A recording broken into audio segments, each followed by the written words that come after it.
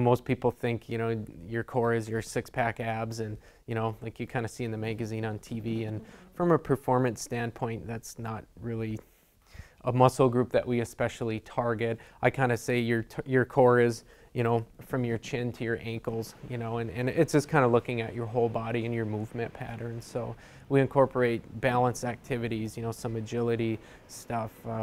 Not necessarily just sit-ups and crunches. We can do better than that. You go through your exam, you do some manual muscle tests, you look at their movement patterns. So if someone say, yeah, you can read 10 hip articles about, how hip strength is so important for a runner, and you test your client and their hips really, really strong, but their ankle's weak, you're going to have to, change that back to, give them more ankle-specific stuff versus hip.